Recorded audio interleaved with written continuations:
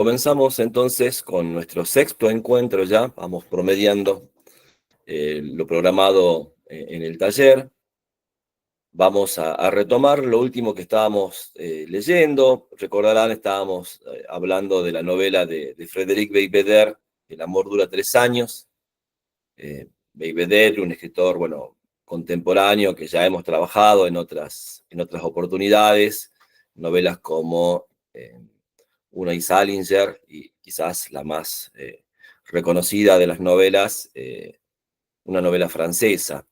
Y bueno, esta novela, que es una novela de finales de la década del 90, un poco perteneciente a un periodo de la producción de Beigbeder, porque forma parte de una especie de trilogía en la que el protagonista es Marc Marronier, y precisamente El amor dura 3 años es la novela que cierra esa trilogía de la primera etapa de la obra de Beigbeder. Y a la vez, por supuesto, también abre las puertas a quizás la forma más habitual de novelizar por parte de Beigbeder, que tiene que ver con lo que conocemos con el nombre de autoficción.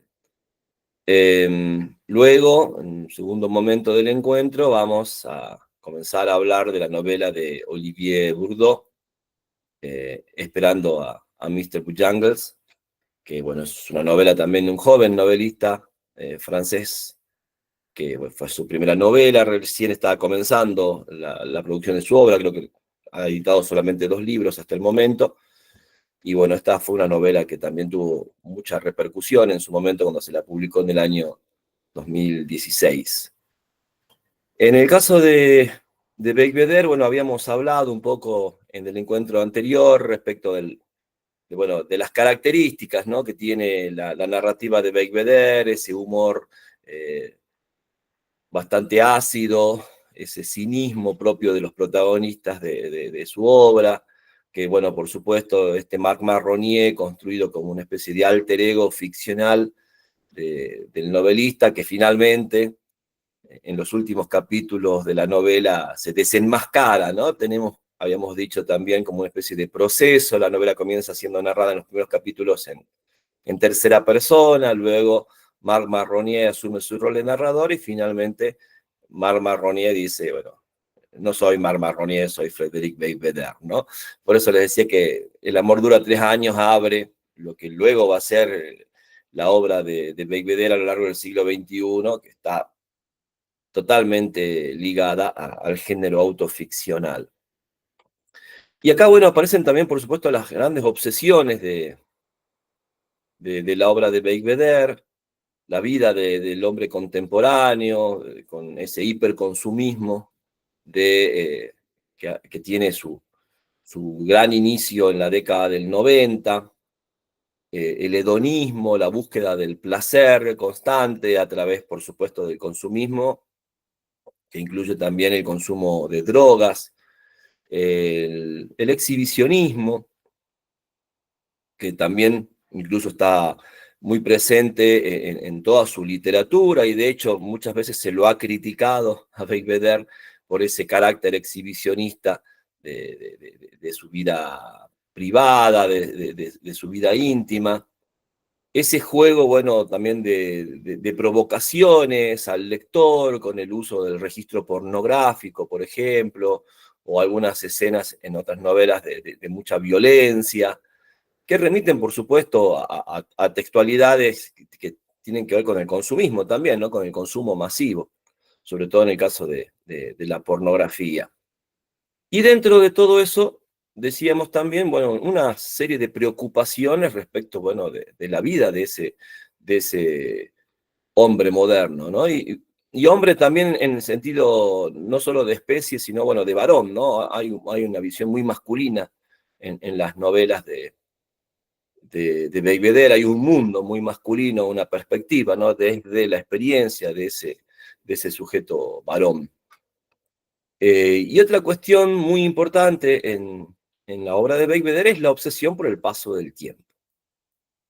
Es decir, en este mundo, ¿no?, donde el valor supremo es la juventud, que siente un sujeto al ir envejeciendo, ¿no? Yo les decía que este año Belvedere cumple 60 años y todos estamos a la expectativa de qué estará escribiendo Belvedere, porque cada 10 años él entra en crisis, ¿no? Esta es la novela de los 30, Unis Salinger es la novela de los 50, una novela francesa la de los 40, es decir, cada 10 años Belvedere escribe una novela sobre el paso del tiempo y sobre su experiencia personal.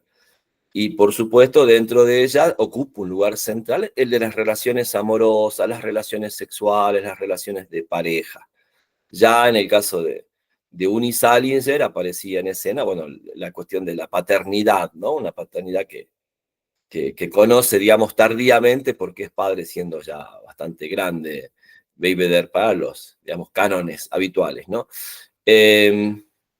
Entonces, encontramos ese tipo de cuestiones que obviamente además Belvedere es un gran conocedor de la tradición literaria occidental y específicamente francesa, por eso también sus novelas, a la par de que están llenas de referencias a marcas, a productos de consumo masivo, también hay todo un sistema de referencias literarias que dan cuenta, ¿no? Del el caudal de lecturas que posee Belvedere. Y en este caso puntual, del amor dura 3 años, por supuesto, gran parte de esas referencias tienen que ver con la trama nupcial o con este tipo de novela sentimental que se interesa por las relaciones amorosas entre las personas, ¿no? Eh, algo habíamos también conversado acerca de esta cuestión en el encuentro anterior, las referencias a, a las amistades peligrosas, novelas de Claude de Laclos, hay referencias explícitas a esa novela, ¿no? Que un poco también una novela del siglo XVIII, muy célebre, por un poco también un tratamiento dentro del marco de las ideas de los libertinos, ¿sí? Que tenían una fuerte presencia sobre todo en la vida cortesana en el siglo XVIII. Y también las referencias, por supuesto, a la literatura romántica, la figura de Musset, por ejemplo, como una especie de emblema, ¿no? De la poesía romántica francesa y esa poesía de corte sentimental, además, ¿no? El romanticismo es mucho más amplio que el interés por la pasión amorosa, pero bueno, hay algunos escritores que encarnan de alguna forma ese interés y quizás Musset sea el más emblemático.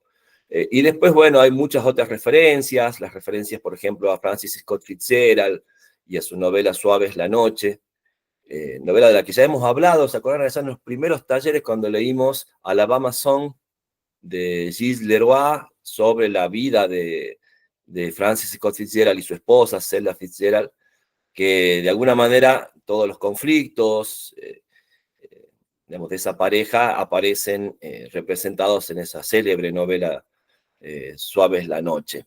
Además, bueno, de la trama de la disolución del matrimonio, cuestiones como la locura dada por el alcoholismo, las enfermedades mentales.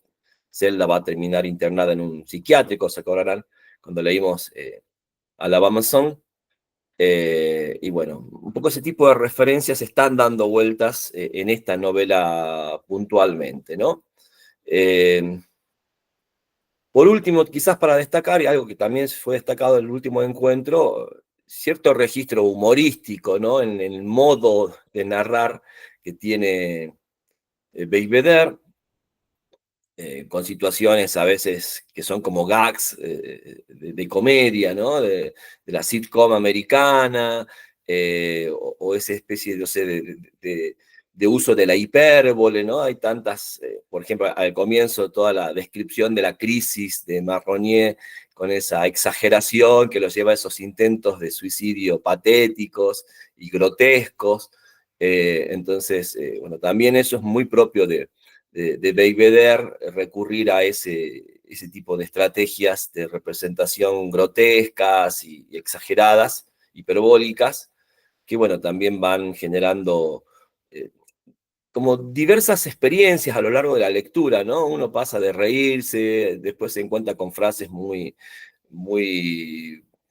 digamos, complejas o que plantean o problematizan la situación. Bueno, estas referencias que hay, por ejemplo, a Sísifo, en un capítulo en el que retoma las ideas del célebre ensayo de Albert Camus sobre la absurdidad de la vida del hombre moderno. Y bueno, a partir de ahí incluso hay momentos así reflexivos que tiene la novela y luego retoma, por supuesto, digamos, el hilo del relato. Algo que a mí en lo personal me gusta de Belvedere también es que a pesar de todos esos efectos, esos golpes de efecto, ¿no? De reflexión o de humorismo o de querer provocarlo al lector, Belvedere siempre te cuenta una historia. O sea, hay que reconocer que no pierde digamos, la capacidad de desarrollar un relato. ¿Sí? Porque por ahí, en la novela moderna, en la novela contemporánea, cuando tenemos esa especie de escritor virtuoso, ¿no? Que está dotado de muchos recursos para conseguir diversos efectos, o la novela se vuelca sobre determinada reflexión, o a veces una autorreflexividad, ¿no? La idea de la metaficción. Muchas veces se pierde la posibilidad de que se desarrolle un relato. Y bueno, yo todavía siempre busco en la novela que me cuenten una historia, quiero que alguien me cuente y que pasen cosas, ¿no? Y en el caso de Belvedere, vuelvo a insistir, lo interesante es que a pesar de todos esos juegos literarios, que a mí también, por supuesto, me gustan y me seducen mucho, pero siempre encuentro una historia desarrollada, ¿sí? Hay alguien que me quiere contar una historia, la historia de la relación de Marc Marronier con Alice y con Anne, e incluso, bueno, un poco el desarrollo de eso que también va planteando la novela, que es, por supuesto, la relación amorosa, sentimental. Por último, también me interesaba destacar esto que un poco abrió nuestro taller, esta reflexión sobre amor, sexo y matrimonio. O sea, en la trama nupcial, en la trama sentimental de este tipo de novelas, hay ese tipo de representaciones, ¿no? Digamos, que un poco que la vida amorosa, representada por la novelística sentimental, aborda poniendo el acento en uno u otro de estos elementos, ¿no? En el vínculo amoroso, en el modo en que experimentan la pasión amorosa, por supuesto, cómo se traduce, sobre todo en la novela contemporánea, que tiene menos, digamos, eh, autocensura, por así decirlo, ¿no? Entonces aparece representada la vida sexual dentro del plano de lo amoroso, cosa que siempre en la tradición novelesca era más bien sugerida. Pensemos, por ejemplo, en las relaciones peligrosas. Eh, Aparece, por supuesto, la vida sexual de los personajes, pero totalmente, digamos, aludida, ¿no? Y no explicitada por los códigos éticos y por la concepción incluso de la literatura en relación al decoro, por ejemplo, en en ese periodo, ¿no? En cambio acá, bueno, ya estamos ante la, la, la posibilidad, eso ya lo hemos trabajado también en otros talleres, ¿no? De la representación de los encuentros sexuales. Y por último, y creo yo quizás lo más importante en esta novela, la reflexión sobre el matrimonio como institución, y en este caso como institución burguesa. ¿Sí? Hemos hablado del matrimonio burgués, que precisamente se empieza a desarrollar desde el siglo XVIII en adelante, y cómo la narrativa sentimental digamos, es un relato del desarrollo de esa institución en nuestra sociedad, en nuestra cultura hasta nuestros días. Y por supuesto, sobre todo en la narrativa francesa, vemos, ¿no? Esa especie de relato antimatrimonial, ¿sí? Por así decirlo, anticonyugal, en el sentido de, bueno, de la enorme dificultad, sino imposibilidad de que una historia amorosa se desarrolle en el marco de esa institución burguesa, ¿no? Y acá, bueno, explicita claramente, hay dos capítulos absolutamente explícitos y antimatrimoniales por parte de Belvedere en esta novela. Es decir, por supuesto, la institución del matrimonio ligada a la institución de la familia en la cultura occidental burguesa tiene una clara finalidad, tiene, digamos, una utilidad social, pero no le pidamos a esa institución que sea la que permita el sostenimiento o el desarrollo de una vida amorosa, ¿no? De hecho, por ejemplo, uno de los personajes, uno de los amigos de Marronier le dice, bueno, lo que hay que buscar es una especie de con quién aburrirte, ¿no? De última, para casarte no es con quién vas a vivir una vida pasional, sino, bueno, con quién no te va a resultar tan pesado aburrirte a lo largo de tu vida, ¿no? Entonces, bueno, por supuesto, ese cinismo, esa ironía tan propia de la novelística de Baby está presente a lo largo de toda la novela, ¿no? O esa reflexión acerca de la felicidad, de la imposibilidad de que haya felicidad y amor al mismo tiempo, ¿no? La felicidad como algo que tiene que ver con la estabilidad y el amor como una experiencia inestable y, por supuesto, contradictoria, ¿no? Recordemos, también habíamos hablado de estas representaciones de lo amoroso en nuestra cultura, que, por ejemplo, en el siglo XVII, en el barroco español, ¿no? Estos sonetos definiendo el amor siempre oximorónicamente, ¿no? El amor siempre es contrario de sí mismo, el amor es algo contradictorio y contrapuesto. Y un poco, bueno, esa idea acerca del amor se opone a nuestra idea de la felicidad, que es una especie de estado de seguridad y de tranquilidad y de constancia, que por supuesto, según plantea Belvedere, no nos ofrece la experiencia amorosa, ¿no? Entonces, sin embargo, más allá de toda esta reflexión, y esto es muy interesante también decirlo, y lo vamos a retomar con la novela de Bourdieu, bueno, hay como una especie de obstinación, ¿no? Del hombre de tener o de buscar esa experiencia que pueda sostenerse en el tiempo.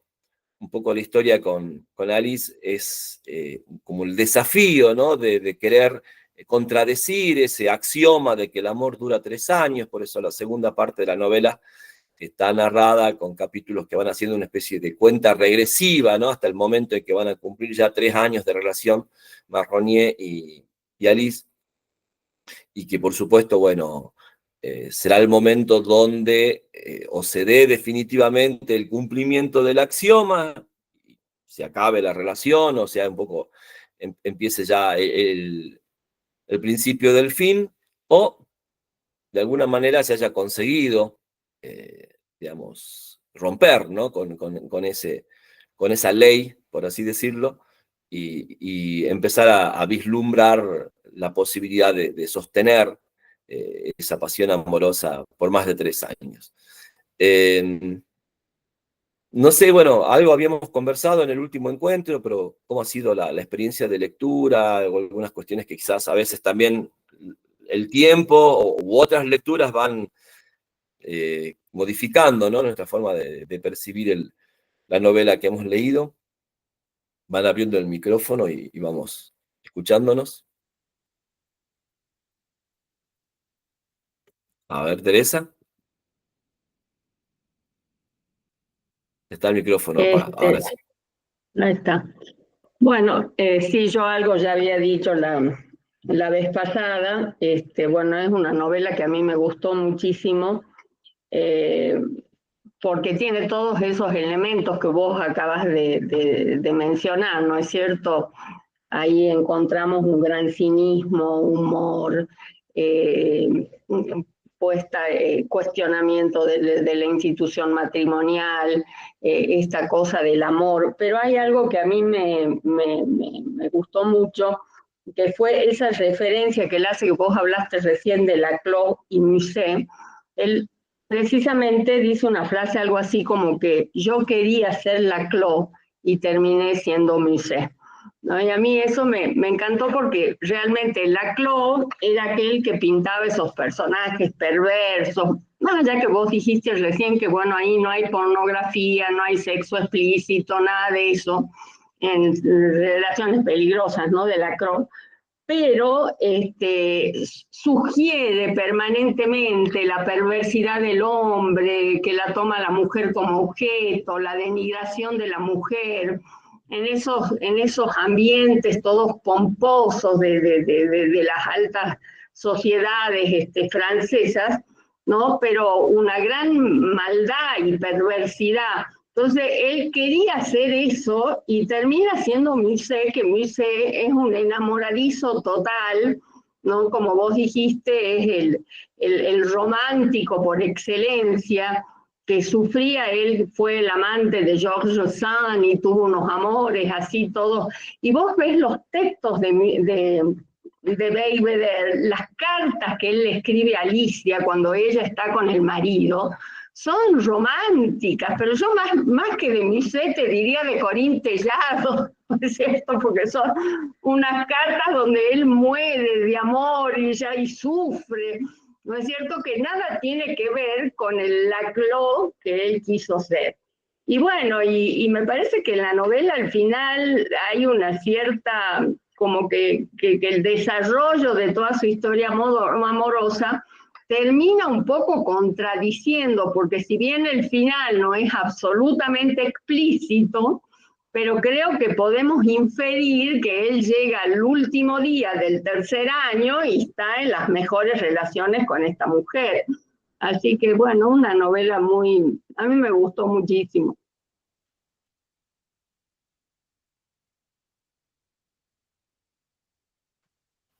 Muchas gracias, Teresa. Sí, bueno, hay muchas cuestiones interesantes dentro de lo que vos planteás. Hay otra frase también similar a esta que dice, bueno, yo quería ser Valmont. Valmont es el protagonista de la novela de Laclos, ¿sí? Pero siempre he tenido sacando mi mandolina. Es decir, la idea, bueno, del trovador, ¿no? Bueno, un poco también ese juego de que hay como una especie también, y creo que tiene que ver un poco con el discurso sobre lo amoroso y sobre la figura del varón en las relaciones amorosas en el mundo contemporáneo, bueno, de ese varón dominante, manipulador, bueno, un poco es lo que representa Valmont en la novela de Laclos, bueno, y finalmente cuando aparece, ¿no? El amor, ese varón se derrumba, por así decirlo, y le da lugar al otro sentimental. Bueno, hay una parte en donde el capítulo se llama algo así como villano de novela rosa, ¿no? Es decir, ese juego que vos decías en la referencia a Corín Tellado, porque, a ver, vuelvo a esto, eso también me gusta mucho de esta novela de Beigbeder.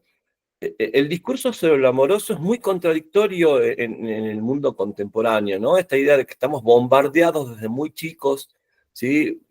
Películas, canciones, bueno, programas de todo tipo, hoy están las redes, los videos que circulan en las redes, TikTok, Instagram, YouTube, la literatura, por supuesto, que van construyendo una serie de representaciones, insisto, contradictorias respecto de la experiencia amorosa. Ahora está muy de moda, estuve trabajando un poco con este tipo de cuestiones. Hay una serie una especie de género literal, género audiovisual, perdón, en las redes sociales, que es lo que los ingleses llaman the pick-up artist, que es un poco los artistas del levante, que son como videos donde dan indicaciones, ¿no? Bueno, sugerencias de cómo seducir mujeres o mujeres también cómo atraer la atención de los varones. Y parece que hay todo como un subgénero ahí digamos, muy presente en las redes. Y por supuesto, me imagino, ¿no? Bueno, siendo joven o adolescente o mucho más chico, empezar a consumir ese tipo de productos, ¿no? Que son videos de TikTok, que duran un minuto y medio, ¿sí? O Instagram, donde aparecen, bueno, hombres diciendo qué es lo que hay que hacer para llamar la atención de las mujeres o seducirlas. Bueno, hay todo ese tipo de cuestiones, ¿no? Que se han vuelto también muy de consumo masivo, y bueno, y a la vez, por supuesto, hay otro tipo de discursos que exaltan el sentimentalismo, la emotividad, y a veces una emotividad, como decía Teresa, de novela rosa, ¿no? También exagerada y llena de dramatismo o de melodrama, y bueno, vemos que entonces todas estas cuestiones están totalmente vigentes, han cambiado los contextos, ha cambiado la tecnología o el acceso a la circulación de estos discursos, pero más o menos siguen estando presentes, ¿no? Y un poco Marronies se ve atravesado, ¿no?, por la contradicción de estas representaciones de lo amoroso. ¿Alguien quisiera seguir? A ver, van abriendo el micrófono.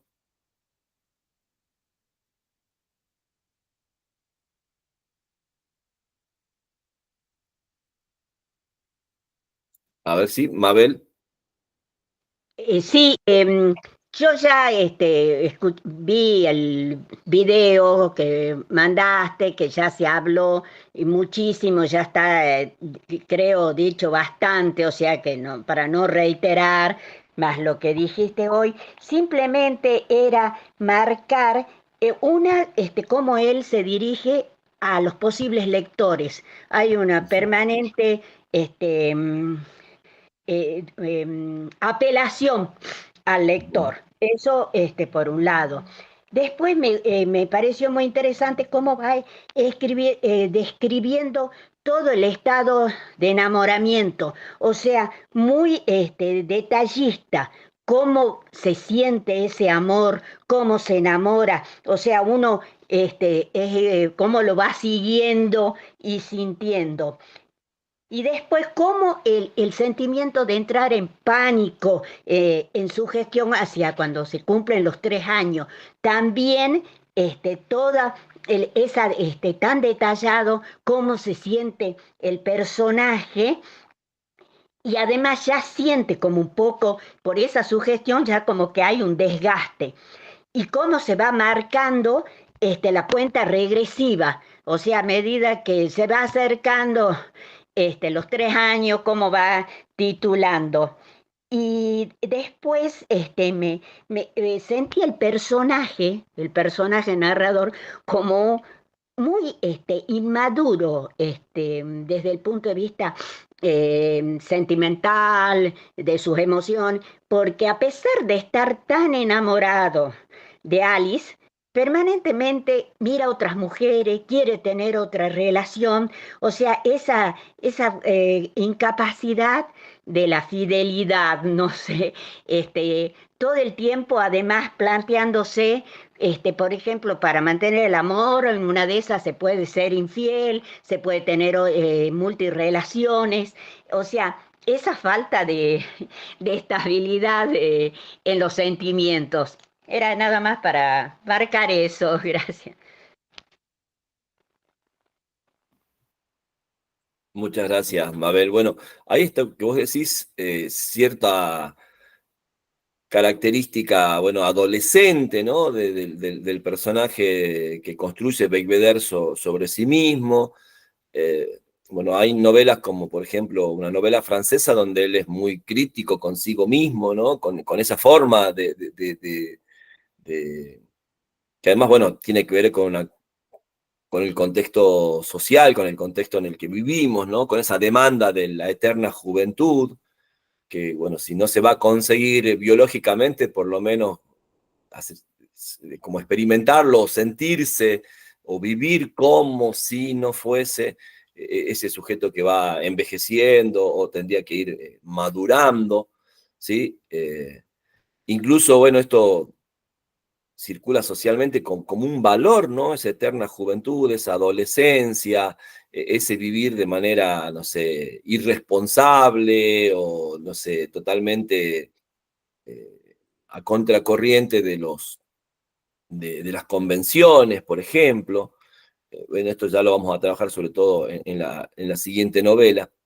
Eh, Porque, bueno, insisto, creo que quizás en esta novela, como decís muy bien vos, Mabel, no aparece ese componente autocrítico, ¿no?, de esas características del personaje que sí van a aparecer en las novelas siguientes de Beigbeder, ¿no?, donde él ofrece una mirada tremendamente crítica de sí mismo en esos textos, que son también más bien propios de la autoficción. Ya cuando leamos, por ejemplo, La mujer helada de Annie Ernaux, van a ver una especie de autorretrato impiadoso, ¿no? O sea, muchas veces la autoficción es muy cruel, el sujeto consigo mismo, las cosas que cuenta, cómo las representa, cómo las analiza, de una manera tan dura, ¿no? Y ya sin sin tanto cinismo, ¿no? Que ese cinismo es como una especie también de vía de escape, ¿no? De este sujeto que, como decís vos muy bien, se presenta como, con varias características, bueno, de inmadurez o de falta de compromiso, ¿sí? Bueno, también ya vamos a trabajar en otras novelas la cuestión de la fidelidad o la infidelidad, es algo que también ya hemos trabajado en el taller anterior, ¿se acuerdan cuando habíamos leído Engaño de Philip Roth, por ejemplo? O distintas novelas donde se plantea este problema que en realidad también está ligado a la cuestión de la sostenibilidad de una relación en el marco de una pareja, llámesele matrimonio u otro tipo de emparejamiento, ¿no? Un poco lo que yo creo es que acá también aparece la institución del adulterio, ¿no? Porque en realidad son dos personas casadas, ¿no? Marronier y Alice, las que están teniendo, bueno, una relación de amantes en el ocaso de sus relaciones matrimoniales.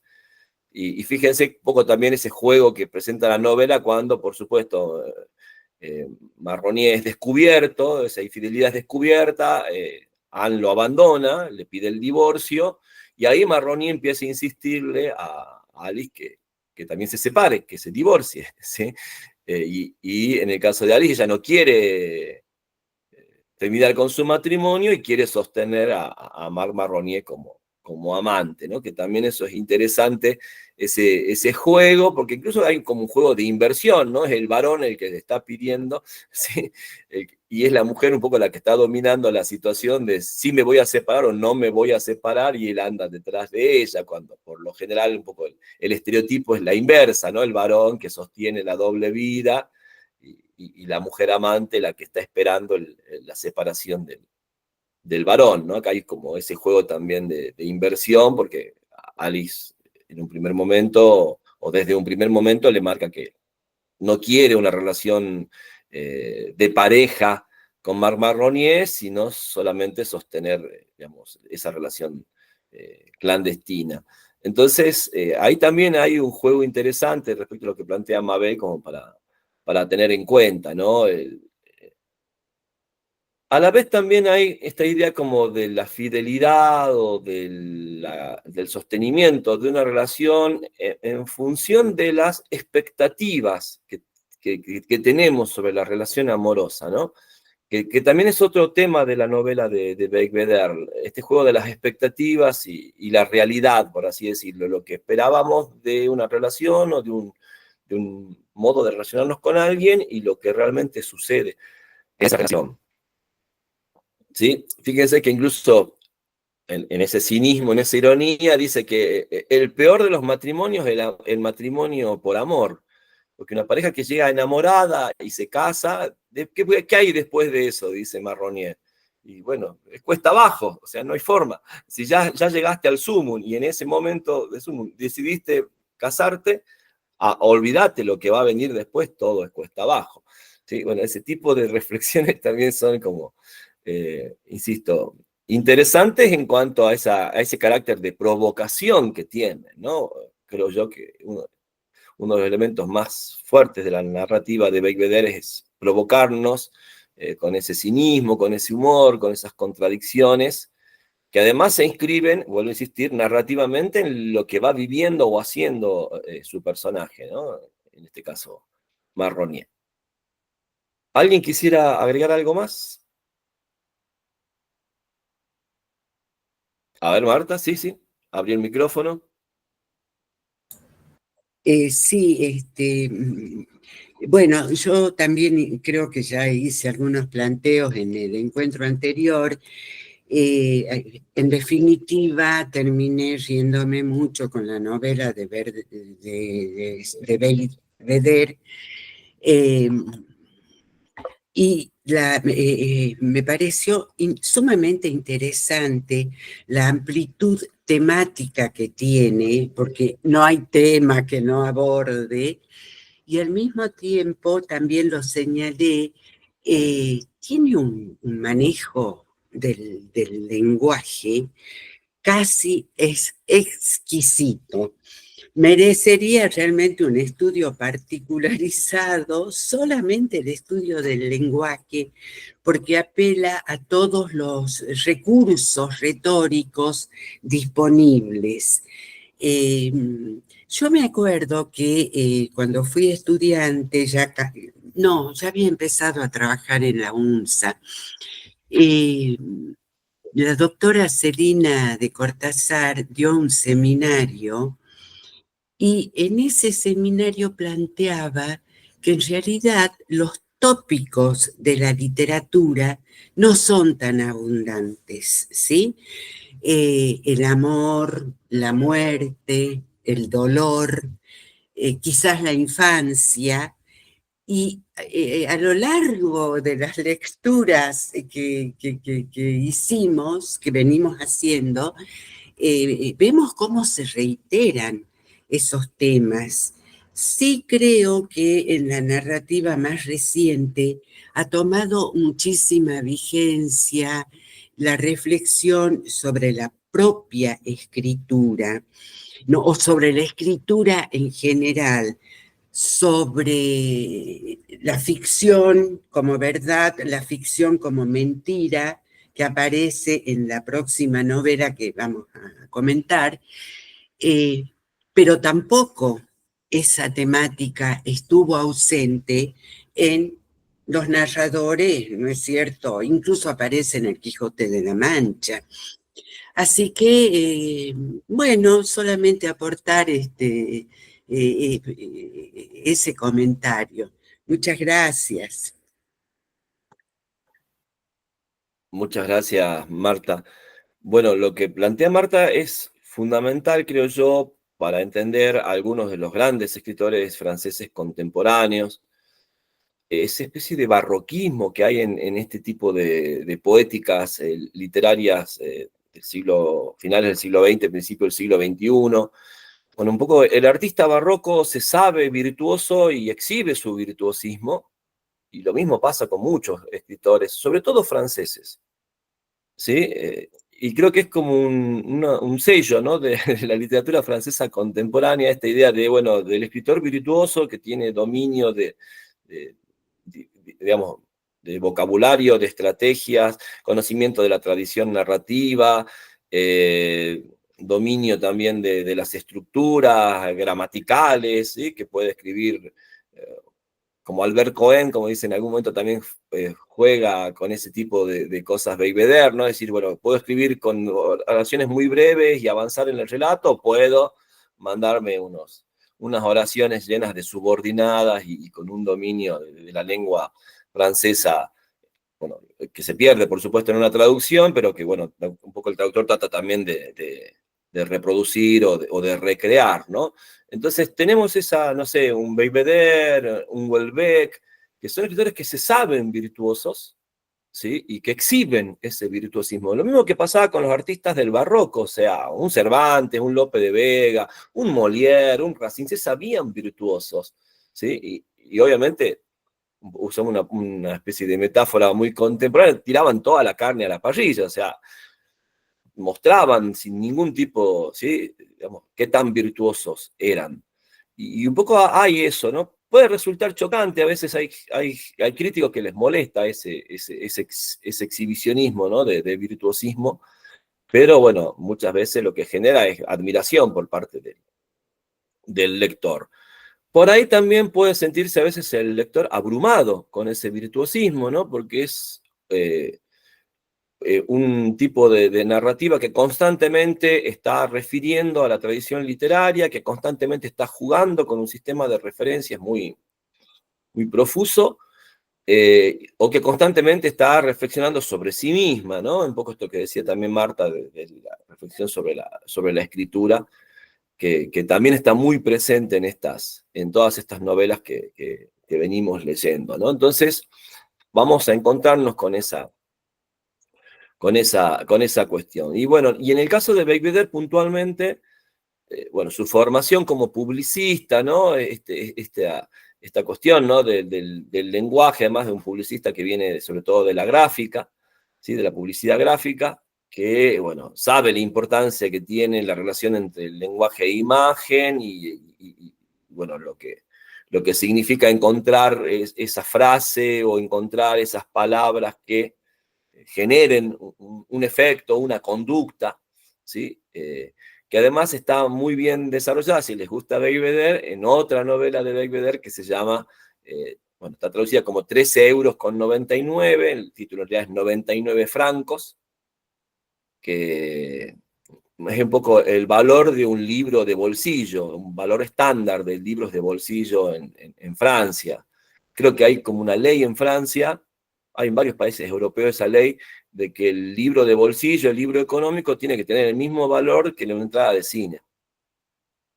Entonces, digamos, juega con eso Belvedere, con ese precio, ¿sí?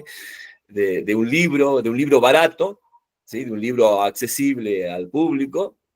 Y bueno, ahí en esa novela un poco cuenta cómo él deja el mundo de la publicidad y se quiere dedicar a la literatura, bueno, asqueado un poco de cómo se manejan las grandes empresas publicitarias, más que nada por la filosofía que subyace en el trabajo de un publicista, que, bueno, básicamente es vender o incitar al consumo de bienes absolutamente innecesarios y a veces hasta nocivos, ¿no? Para el consumidor, ¿no?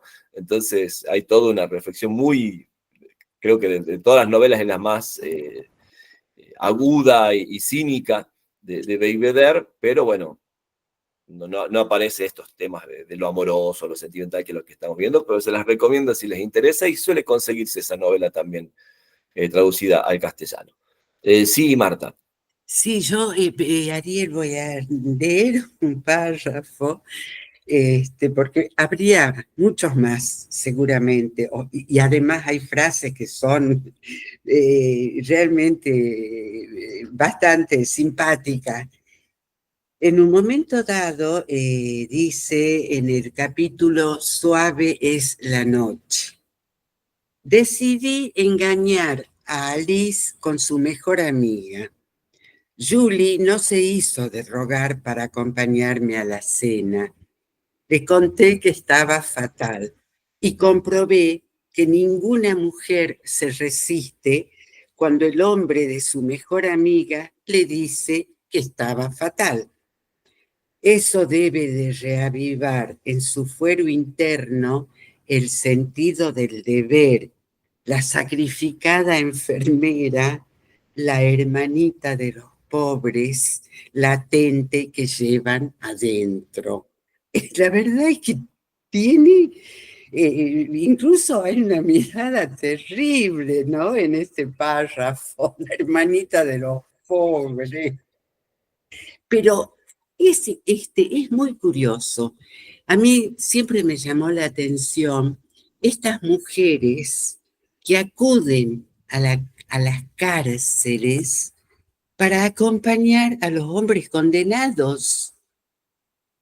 Tenemos el caso del famoso dentista que cometió, ¿se acuerdan? Que mató a todas las mujeres de la familia. Yo ahí creo que, bueno, este narrador pone la bala, digamos, donde pone el ojo, pone la bala, porque hay mujeres que sí, ¿no? Hacen ese tristísimo papel de acudir a las cárceles, a buscar hombres para consolar. ¡Qué lugar terrorífico, por Dios! Gracias. Esto me hace acordar, ¿se acuerdan que leímos también en un taller una novela de Emmanuel Carrer, El adversario?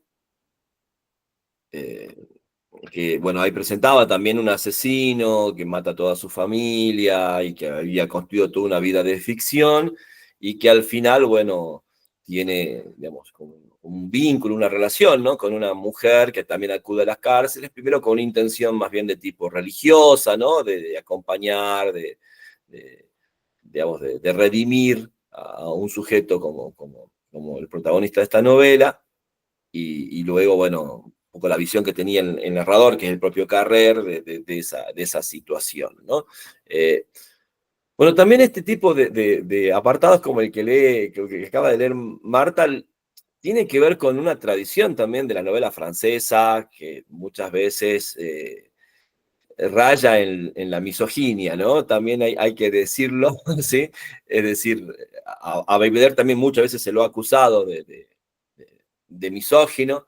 A favor de Belvedere está un poco que ese juego irónico y humorístico y de construir esta especie de alter ego, ¿sí? Que además es contradictorio, que pasa de ese tipo de reflexiones, más que de observaciones, a otro tipo de observaciones mucho más benévolas, digamos, por así decirlo, con el género femenino o más críticas con el masculino, ¿no? Pero pensemos, sobre todo en la literatura sentimental del siglo XIX francesa, ¿sí? La construcción de lo femenino es muy, digamos, negativa, ¿sí? Hay una concepción muy pesimista, ¿no? Uno ve, no sé, las novelas de Maupassant, las novelas de mismo Flaubert, digamos, el tipo de personaje femenino, o incluso hasta en las mismas novelas de George Sand, por ejemplo, ¿sí? Una mujer escribiendo, también hay como una visión muy negativa sobre el rol de la mujer. Quizás lo podríamos, para atenuar este juicio, pensarlo en términos del contexto, ¿no? Bueno, qué rol juega en la sociedad o cómo se construye socialmente lo femenino en ese momento y, por supuesto, cómo la literatura lo representa en función de algo que existe fuera de la literatura, ¿no? A ver, soy de los que creen que para acusar bueno, de misoginia a un texto o a un escritor, bueno, habría que pensar ese tipo de cuestiones, ¿no? Si en realidad lo que está haciendo el escritor es más bien representar algo que está fuera del texto o algo que está en la sociedad y, bueno, a partir de esa representación, bueno, no sé si cabe el juicio sobre quién hace la representación, no sé si me entienden, digamos, la misoginia está en la sociedad, no necesariamente en el escritor, y hay mujeres que se comportan de determinado modo por cuestiones no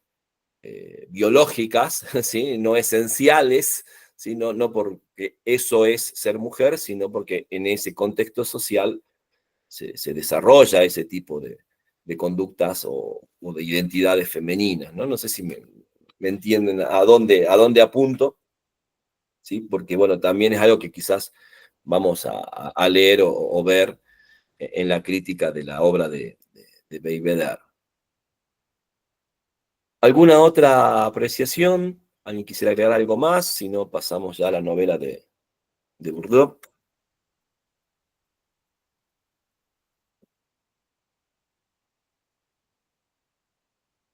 Bueno, vamos a presentar entonces a nuestro siguiente texto. Esta vez estamos hablando de un joven novelista, ¿sí? Olivier Bourdieu, que es un escritor nacido en 1980 y que publica esta novela, que es su primer novela, ¿sí? Esperando a Mr. Bojangles, en el año 2016. Hasta el momento tiene publicadas 2 novelas y esta, bueno, fue su debut literario y que tuvo una enorme repercusión, una especie de bestseller, ¿sí? de ese año en el ámbito de la literatura francesa. Bueno, Bourdieu es un escritor también medio outsider, alguien que no viene de los estudios literarios o de los estudios humanísticos, incluso más bien tiene una biografía de joven rebelde, de joven inadaptado, ¿sí? Interesado siempre como por la literatura, ávido lector, pero que no tuvo, digamos, estudios formales, organizados, sistemáticos, pero que, bueno, de alguna manera, incluso me parece que el epígrafe de Bukowski, ¿no? Por colocarlo a Bukowski como texto citado, ya es como una especie de carta de presentación, ¿no? Bukowski, otro outsider, otro sujeto que hizo un montón tuvo un montón de trabajos fuera de lo académico, lo literario, y que bueno, qué sé yo, no sé si conocen un poco la historia de Bukowski, leyendo en las bibliotecas públicas, muy atraído por la literatura, pero con una formación, bueno, de tipo autodidacta y muy ligada, bueno, a lo visceral, si se quiere, ¿no? Entonces, bueno, Bourdieu parece definirse, por lo que he podido indagar, más bien por ese lado, ¿no? Estas personas que se sienten muy atraídas por la literatura, son ávidos lectores, pero que no tienen propiamente una formación como la que venimos viendo en otros escritores, ¿sí? Pero, sin embargo, más allá de eso, fíjense que es una novela que tiene una interesante reflexión sobre lo ficcional y lo no ficcional, que tiene una interesante reflexión acerca, bueno, en términos de mentira y verdad, ¿sí? En relación al relato de una vida humana, ¿no? Y, por supuesto, también volvemos a ver en estas novelas, como vimos en las novelas del taller anterior, la presencia, bueno, de las enfermedades mentales, ¿sí? De los problemas psiquiátricos asociados precisamente a lo amoroso, a la experiencia amorosa, ¿no?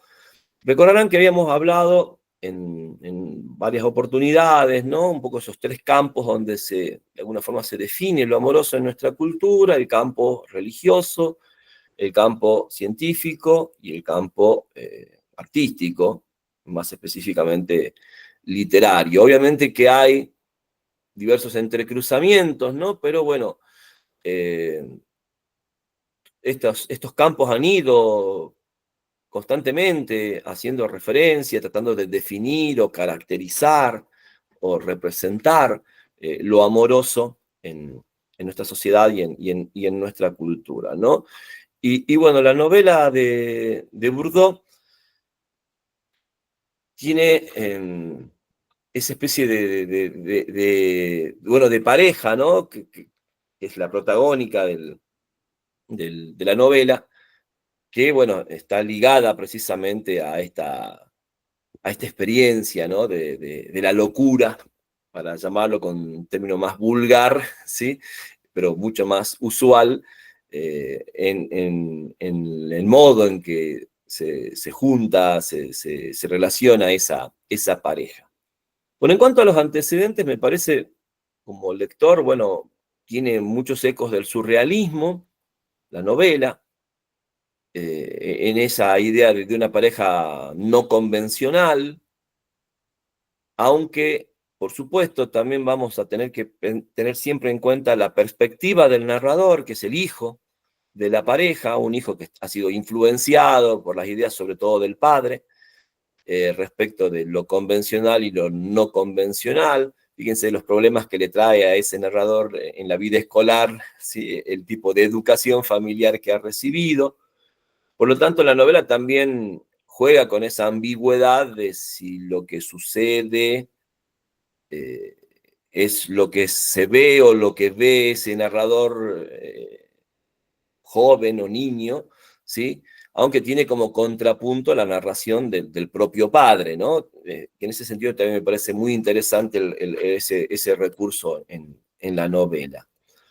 Les decía esta cuestión, bueno, de la visión que tiene el narrador, este joven narrador, sobre la vida de sus padres, porque, bueno, acá es interesante esta cuestión, ¿no? Y lo hemos charlado también en otros encuentros, esta idea de, bueno, del modelo amoroso que puede tener un sujeto, del modelo de relación, de vínculo amoroso en la historia de los propios padres, ¿no? Como una de las primeras historias de amor a las que un sujeto accede, ¿no? La historia de sus progenitores. Vuelvo a insistir en esta idea, en este carácter no convencional de la pareja, digamos, una serie de rituales, ¿sí? que rayan en lo absurdo, una vida que, por supuesto, tiene componentes burgueses, pero también otros componentes que rompen, ¿no? con esa identidad burguesa. En lo personal hay muchos elementos de la novela que me hacen acordar a una novela de Boris Vian que se llama La espuma de los días, no sé si la conoces, si la han leído, o también tiene versión cinematográfica. Y que por supuesto Bian, que era un escritor más bien próximo al círculo de los existencialistas, bueno, un poco parodia al existencialismo, sobre todo a la figura de Sartre, y utiliza en la representación de esa vida hedonista, de disfrute continuo, de no tener las preocupaciones de la vida burguesa, en una pareja que es la que protagoniza la novela La espuma de los días, y en la que también un poco hay como ese clima, ¿no? de festividad constante, de goce, y que también, y este es el costado burgués, por supuesto, está ligado, bueno, a que tienen los recursos para vivir de ese modo, ¿no? Aunque no se explicita, y acá creo que la novela tiene una lectura más interesante, como ese juego de que el padre se dedica a algo de lo que no se puede hablar, ¿no? Que esos recursos vienen quizás de la corrupción estatal, ¿no? Por esa idea del amigo senador de la familia, y que, bueno, hay mucho dinero sin trabajar. O sea, es interesante también esa ironía más propia del mundo contemporáneo, entendiendo, bueno, la idea de gente que tiene, digamos, recursos de dudoso origen, ¿no?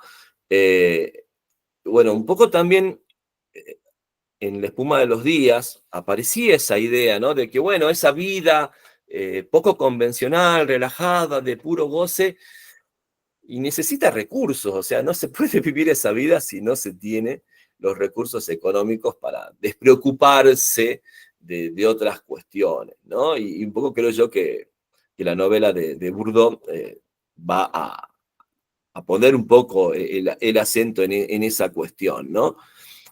Un poco también esta idea del carácter mistificador de Georges, del padre, que es una especie de embaucador también, ¿no? Porque cuando se narra el modo en que conoce a su mujer, cuando él mismo narra, ¿no? Él habla, ¿no? De una especie de casi de mistificador constante, de alguien que además vende, ¿no es cierto?, productos para una empresa, y que, bueno, por supuesto también la idea de comerciar o de vender asociada a la mentira, ¿no? Es decir, bueno, hay que engañar a la gente para que te compre, ¿sí?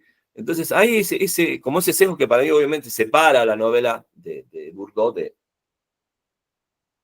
de ese surrealismo, o de esa atmósfera surreal de Vian, por ejemplo, ¿no? De esa novela de Vian, porque creo que tampoco es la marca de Vian, de su obra. Esa novela es una novela medio diferente al resto de la obra narrativa de Vian. También, por supuesto, me remitía a La espuma de los días, esta novela, porque en La espuma de los días toda esa atmósfera idílica de amor despreocupado, poco convencional, se ve amenazada, ¿sí?, por una especie de sombra que está ahí agazapada, y que por supuesto va a ser la que va a, digamos, estallar en un momento y a disparar la tragedia, ¿no? Digamos, es decir, hay como en la novela de Vian, ¿sí? Hay una especie de sombra, como les digo, que va, bueno, complejizando la relación de los amantes, hasta que, bueno, se vuelve un problema al que luego, y esto es muy importante, y sobre todo cómo lo resuelve, me parece, Bourdieu en la novela, bueno, hay que ver cómo sobreviven los amantes a ese problema, y cómo, digamos, sostienen su amor cuando, bueno, ya es imposible dejar de lado ese problema, que en este caso, Esperando a Mr. Bojangles, es, por supuesto, la locura de ella, ¿sí? Que tiene, ¿no es cierto?, como esa sombra, por ejemplo, cuando incendia el piso, ¿sí?, en el que viven, o cuando tiene como esos ataques, ¿no?, que entre risas llora o grita en algún momento, hasta, por supuesto, el momento en que va a tener que ser internada en una institución psiquiátrica, ¿no? Lo interesante, bueno, es por supuesto el mostrar un amor que se va a enfrentar a eso y que se va a sostener a pesar de eso, ¿sí? No sé qué tan avanzada estará la lectura de la novela, si han tenido tiempo de leerla, creo que es una novela que se lee muy rápido, pero bueno, por supuesto también ese modo de sobrellevar la vida amorosa llega hasta un extremo, por supuesto, que también nos remite bueno, a la idea del amor trágico, ¿no? Que también está muy presente en nuestra cultura, a veces incluso hasta como expectativa, ¿no? También podemos empezar a discutir respecto de esa expectativa, de ese amor hasta la muerte, que implica, bueno, la manera, no sé, de Romeo y Julieta, por ejemplo, o de Antonio y Cleopatra de Shakespeare, que están ahí también, creo yo, jugando un poco en el final de esta novela.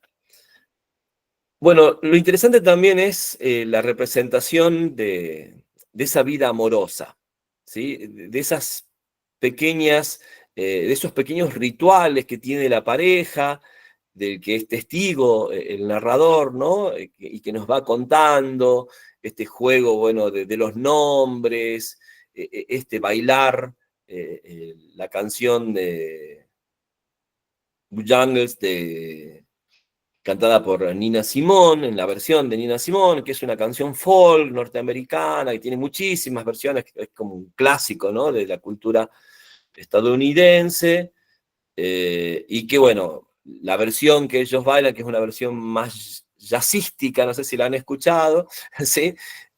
Con un piano, y bueno, el característico fraseo de Nina Simone, que es un poco como la imagen, ¿no? que recorre gran parte de la novela, ¿no? Sobre todo por lo que genera en el hijo, en ese testigo, ¿no? Verlos entregados a los padres a esa danza, que además también, bueno, forma parte de ese ritual porque fue con esa música de fondo que ellos contrajeron matrimonio, ¿no? Entonces, bueno, esa imagen. Y por supuesto también, bueno, hay referencia a una letra, bueno, melancólica, ¿no? La historia de Bojangles como un hombre que baila y salta a pesar de la tristeza que lo invade constantemente por haber perdido a su perro, ¿sí? Es muy interesante, es muy tierna la historia de la canción. Y bueno, un poco esta idea, ¿no? De sostener, aunque sea con cierto dejo melancólico, la alegría, la festividad, el baile, ¿sí? A pesar de, ¿sí? Y un poco es lo que, de algún modo, va aprendiendo este narrador en su, digamos, en su contacto, ¿no? Con la vida amorosa de sus padres.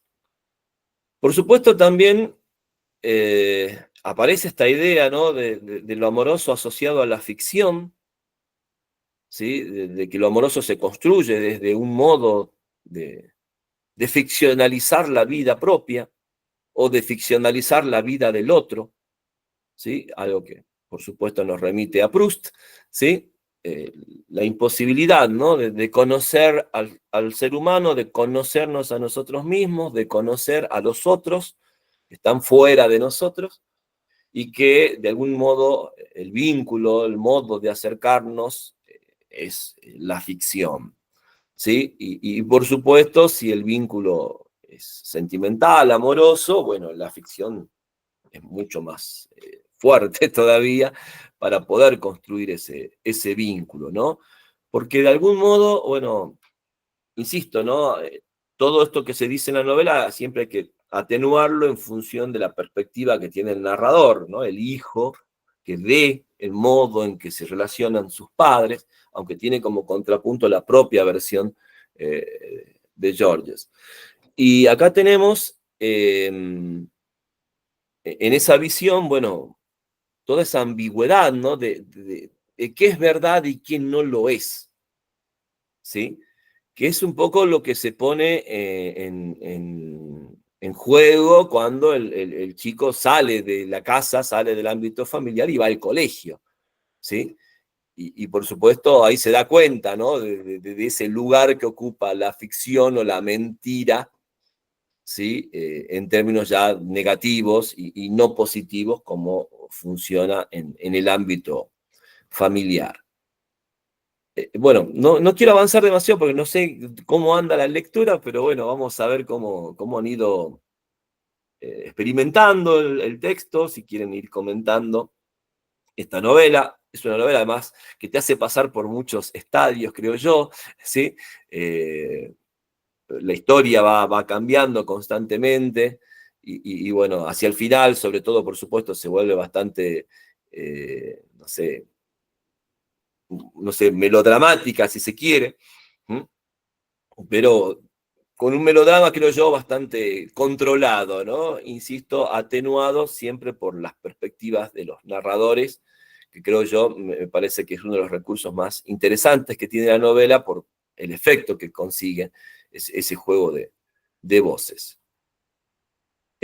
No sé quién quiere comenzar a hablar, abren el micrófono y empezamos a charlar sobre esta novela.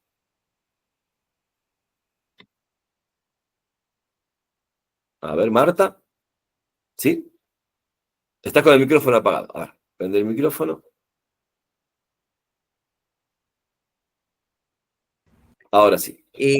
Bueno, yo la leía la novela y me parece que tiene, que está atravesada por una mirada sumamente tierna, eh,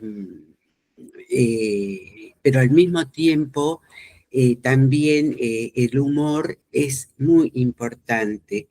Eh, la estaba por revisar un poquito ahora, pero me pareció importante la presencia de dos voces narrativas, la del narrador, digamos, que es el alter ego del hijo, y también la voz narrativa del padre que escribe, que escribe otra ficción. Precisamente en los relatos del padre es cuando nos vamos enterando cómo se ha conocido esta pareja, qué particularidades tiene, y recuerdo en este momento que, el narrador el narrador, el padre, tiene conciencia de que esta muchacha, que cambia de nombre cada 2 o 3 días, es una mujer que tiene sus propios desequilibrios, pero al mismo tiempo él reconoce que también, ¿sí?, tiene una posición anticonvencional frente a la vida. Entonces decide casarse, ¿no?, a pesar de, y hay un pacto implícito en esa aceptación mutua que lo sostienen hasta el final, porque atraviesa la vida de los protagonistas y atraviesa el crecimiento del muchacho, de este joven, del hijo, y es en ese sentido tan completa, si se quiere, esa trayectoria de vida que comparte esta pareja, que bueno, ya sabemos cómo finaliza. Sí es previsible, digamos, porque a medida que vamos leyendo ya hacemos hipótesis que luego se van confirmando a través de la lectura, pero no le quita encanto porque tiene una manera de narrar que, bueno, uno queda atrapado en esas redes. Y el personaje que también me pareció muy interesante es el senador, que es el que está, ¿no es cierto?, presente en el momento del desenlace. Así que no, me gustó muchísimo la novela, ¿no? Por ahora aporto esto que estoy recordando, Así que me encantaría escuchar a mis otras compañeras también. Muchas gracias, Marta. Bueno, aparece esta cuestión de la ternura, de la visión infantil, ¿no? Que evoca el narrador hijo de la relación de sus padres. También eso le da como una aura de misterio, ¿no? Porque, bueno, es todo muy ambiguo, poco claro para ese niño que va contando, ¿no? Un poco el origen, insisto, los rituales de la familia, las historias. De hecho, comienza con esa historia, ¿no? Del padre que caza moscas con arpones, así. También esa cuestión, no sé si han visto la película El Gran Pez, por ejemplo, de Tim Burton, ¿sí? Con esta idea, ¿no? De la seducción que tiene la mentira, de lo hermoso que es que te mientan cuando uno es niño, ¿no? Con esas mentiras cargadas de, de imaginación, de una imaginación evocadora, ¿no? Porque ese niño dice, bueno, lo que me generaba pensar, ¿no? En el arpón y en la mosca, ¿sí? Entonces, un poco también esos relatos del padre, la figura del padre para el niño y esos relatos que van, digamos, disparando su imaginación, ¿no? Y en el lado de la madre, los juegos. Sí. Una madre que todo el tiempo está inventando juegos, ¿no?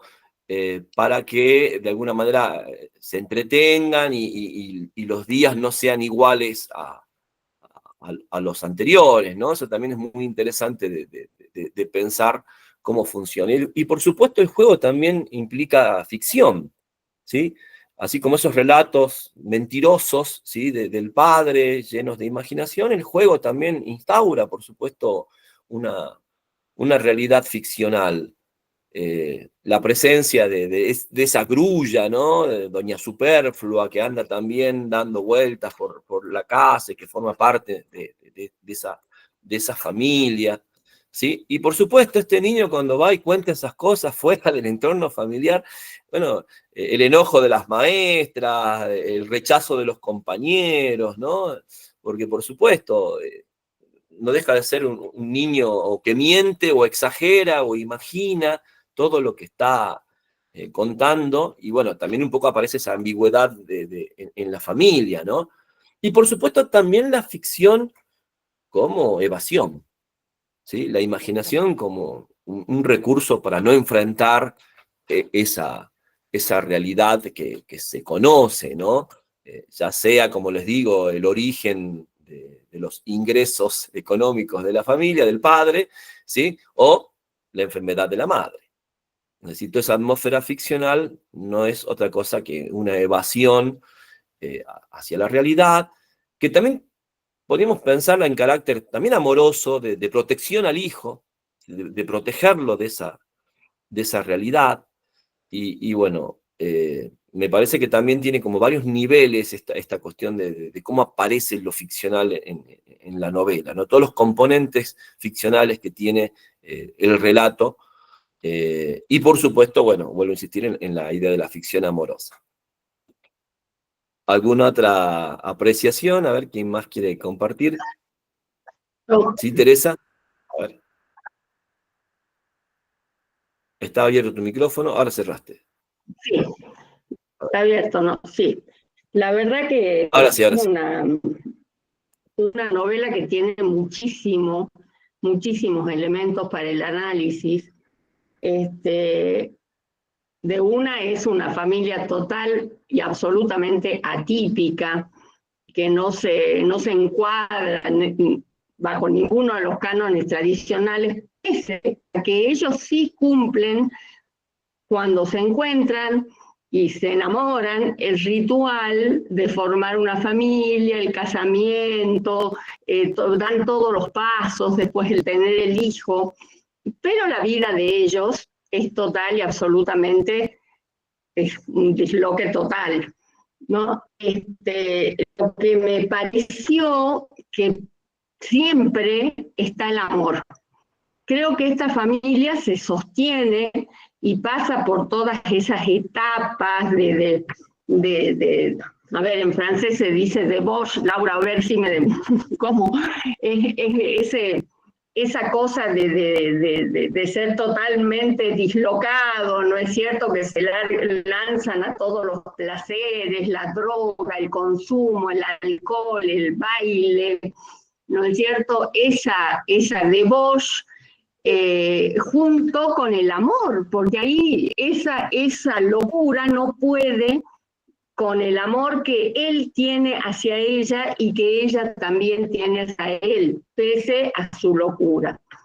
Y bueno, y este chiquito, que más allá que uno dice, bueno, pero se está criando en un ambiente horrible para un niño, lo que rescato de eso es la autenticidad de ellos, porque ellos no le mienten nunca, ellos son lo que son, ¿no es cierto? Entonces el chiquito va y cuenta eso en la escuela y les parece terrorífico. No sé si, bueno, los que han leído, o si la han leído es muy breve, me imagino que ya casi todos habrán leído la novela, pero esa escena de la madre con la maestra es divina, porque ella le dice, bueno, pero mi hijo aprende mucho más de la vida, con la vida que nosotros le damos, que con todas las estupideces, no sé qué palabra usa, que dan en la escuela. Me pareció que es como ese trío, es un trío de amor, ¿no? Entre él con todas sus locuras, sus mentiras, cómo sostiene ese nivel de locura que mantienen. Y bueno, y después tiene la parte triste, ¿no? El melodrama que sobreviene cuando ella ya no se la puede dominar con las locuras que ya escapan y un final que es súper conmovedor. Me parece que esta cuestión de la locura, ¿no? La locura y la muerte, el tema del encierro, el tema de los geriátricos, no son los geriátricos, sino los hospitales psiquiátricos que encierran de por vida a las personas. Lo que genera en este papá y en este hijo el saber que ella va a pasar ahí toda la vida, ¿no? Y bueno, y la lucidez de ella de imaginar cómo huir de eso, ¿no? La verdad que es una novela breve, pero que da muchísimo para pensar. Sobre todo este tema de la locura y la muerte, ¿no? Yo comentaba justamente con un amigo, le comentaba así rápidamente de este tema de la locura, y me contó una anécdota que si me permiten se la cuento rápido. Me dice, yo tenía un conocido que los familiares, no por locura, sino por vejez, lo habían encerrado en un geriátrico.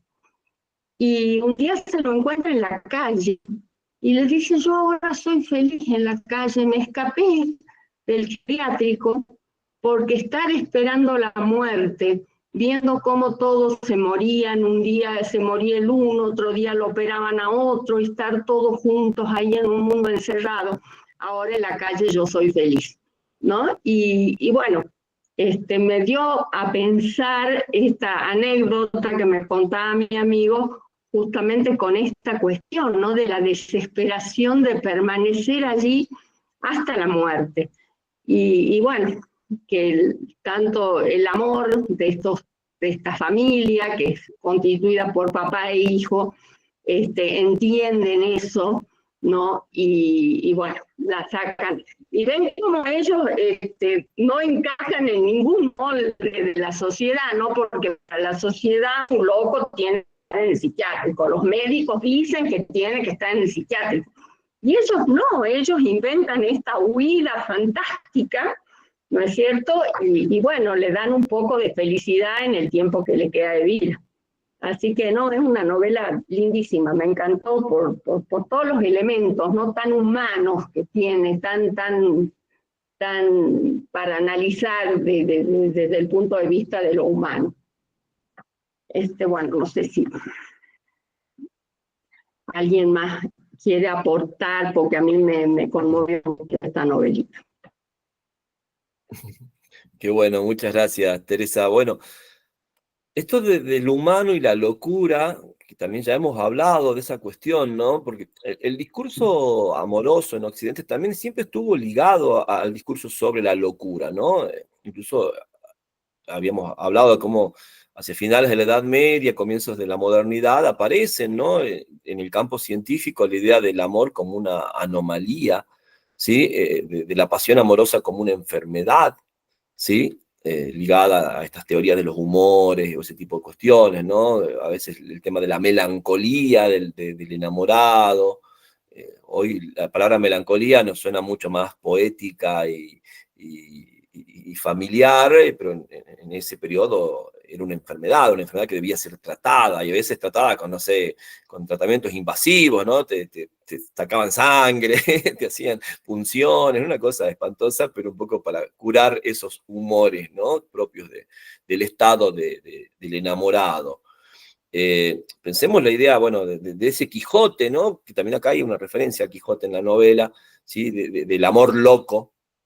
Y pensemos también en el amor loco de los surrealistas, ¿no?, porque también creo yo que esta novela tiene su deuda con el surrealismo, ¿no? Hay un tratado de André Breton que se titula El amor loco, donde por supuesto la idea de que el amor debe, en la teoría surrealista, no ser convencional, ¿sí?, que el convencionalismo es la muerte del amor, ¿no? Por supuesto, Breton, los surrealistas también estaban en contra del matrimonio burgués y de la familia burguesa, ¿no? Porque les parecía que eran instituciones que justamente mataban lo humano. Teresa hablaba de la idea de humanidad en la novela, ¿no? Y la idea de humanidad en el surrealismo estaba ligada, bueno, a pensar que las instituciones burguesas, las instituciones del mundo moderno, eran inhumanas, ¿sí? O sea, lo reducían al hombre a convencionalismos, a rutinas que justamente eran precisamente inhumanas, ¿no? Entonces vemos un poco que esa locura también en la novela también tiene distintos niveles, ¿sí? O que ese amor que tienen estos dos, esta pareja, no puede sino ser un amor loco, ¿sí? A la vez también hay algo muy interesante, creo yo, en la novela que tiene que ver con la idea del cambio y del paso del tiempo. Porque en realidad, ¿se acuerdan que decíamos que uno de los temas de la novela sentimental contemporánea no era tanto digamos, el cortejo, el modo en que se construye, sino, bueno, cómo sostenerlo? Que eso es un poco el tema que plantea ya Romeo y Julieta de Shakespeare, ¿no? Es decir, Romeo y Julieta estaban casados ya en el segundo acto, bueno, ¿y ahora qué pasa?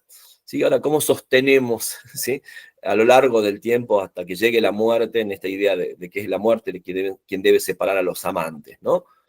Y también la idea de que en ese lapso de tiempo, en el tiempo que transcurra, los sujetos iban a cambiar, ¿sí? Bueno, por ello a veces se dice, ¿no?, que uno se enamora de una persona y se separa de otra, precisamente por las transformaciones que siente, ¿no?, quien está separándose de un sujeto que entiende que no es la persona de quien se enamoró, ¿sí?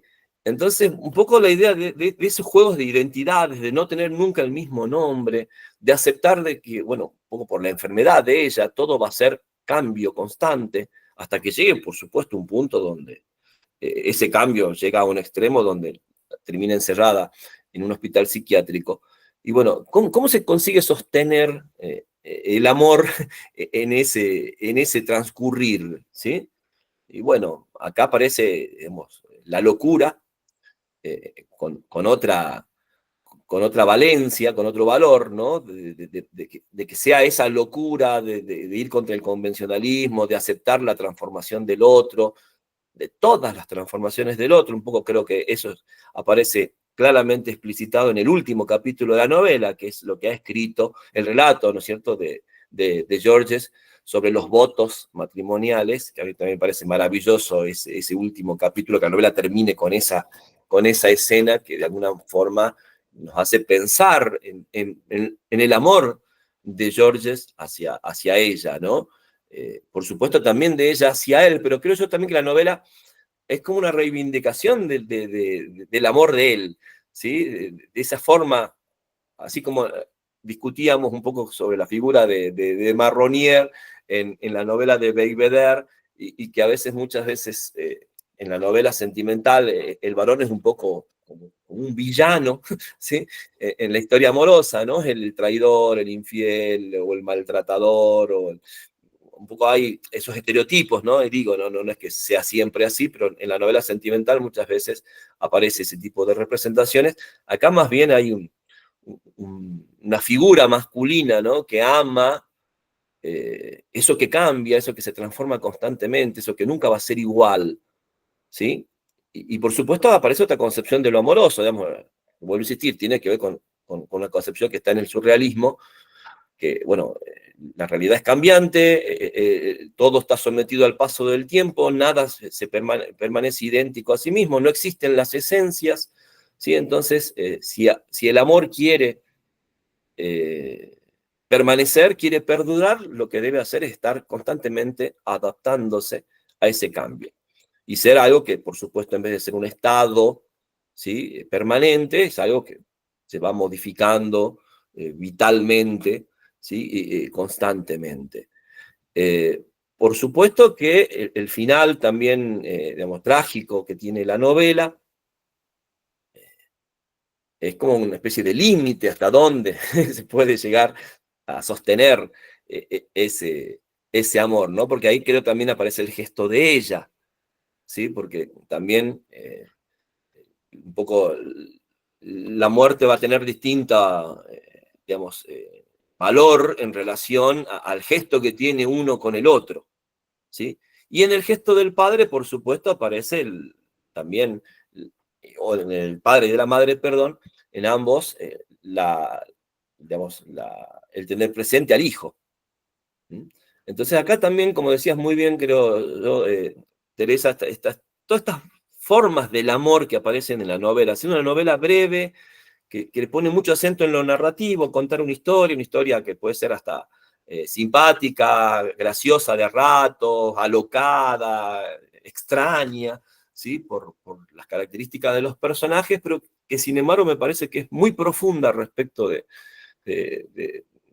las concepciones que podemos llegar a tener de lo amoroso, ¿no? Y a diferencia de otras novelas que venimos leyendo, donde el acento es más bien crítico sobre las concepciones, acá hay como una especie de posicionamiento. Miren, acá hay un amor, ¿sí? Acá hay una forma de amor que tiene, por lo menos en la perspectiva de la narración, un valor, ¿se entiende? Porque de alguna manera, por ejemplo, la novela de Beigbeder u otras novelas que vamos a leer, ponen más bien el acento en hacer una crítica de lo amoroso, ¿sí? Una crítica de lo amoroso vinculado a la institución burguesa del matrimonio o la familia, una crítica de lo amoroso vinculado, no sé, a la maternidad o a la paternidad, una crítica de lo amoroso vinculado a las expectativas que se generan socialmente, bueno.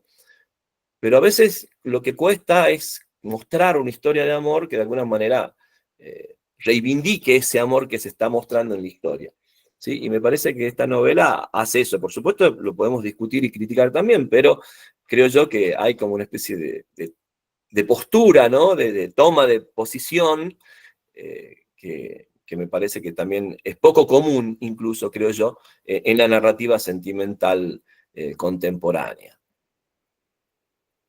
Bien, no sé si alguien quisiera agregar algo más. A ver, sí, Marta. Una visita. Sí, sí. Perdón. No, yo quería pasar una visita, que ya está la película de Boyangle. Está en inglés, yo encontré los avances y como me daban nada más que los avances, un pedacito, me fui a la inteligencia artificial a preguntar dónde la podía encontrar.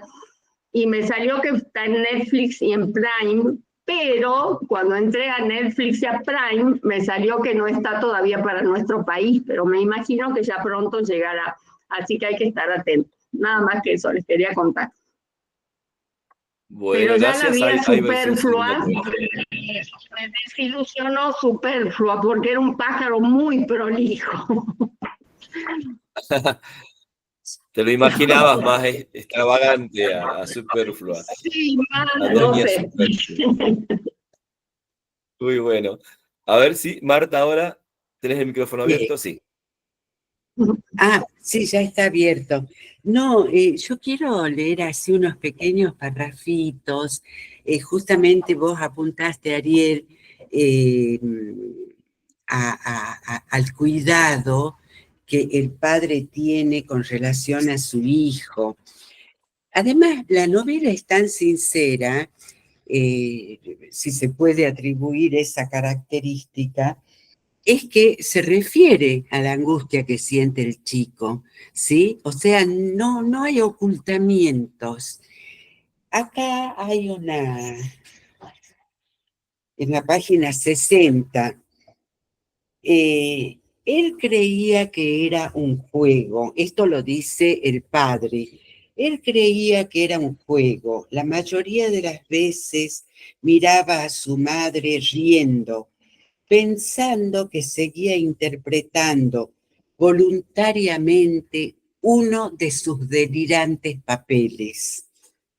Él creía que era un juego, así que yo me esforzaba por no parecer demasiado sorprendido ni triste.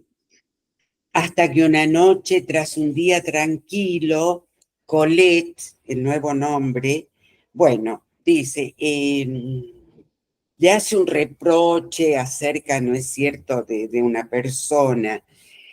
Después, en un momento determinado, porque en la página 61, después del incendio, yo no podía seguir fingiendo.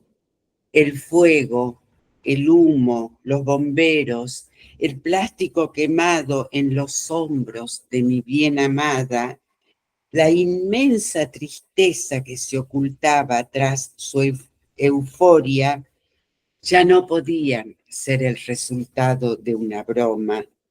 Había visto a mi hijo cubrirla con la tela dorada, subírsela cuidadosamente hasta los hombros para ocultar los magmas de plástico fundido y las películas de ceniza. Continúa el párrafo, ¿no? No había flaqueado ni un instante, ni una sola lágrima había resbalado por su rostro orgulloso y serio.